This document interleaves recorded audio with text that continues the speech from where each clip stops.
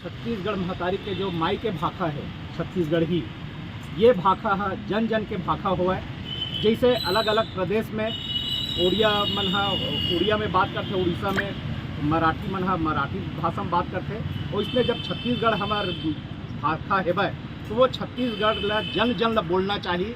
और यहाँ के जम्मो जो काम काज के हेबे काम ओमा छत्तीसगढ़ी होना चाहिए।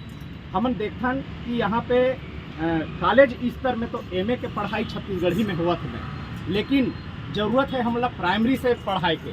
हम सरकार से मांग करत हन ये पढ़ाई जो हो वो छत्तीसगढ़ी भाषा में प्राइमरी लेवल से होना चाहिए, न कि एमए से। तो मैं सरकार से मांग कर हूँ कि ये छत्तीसगढ़ी भाषा ला जन जन के भाषा बनावा और हर काम काज के उपयोग में छत्तीसगढ़ी भाषा के उपयोग हुए, यही मैं निवेदन करा था। और यही बात ला लेके हमन पद यात्रा करा था अभी हमारे नंद किशोर भैया के संग में।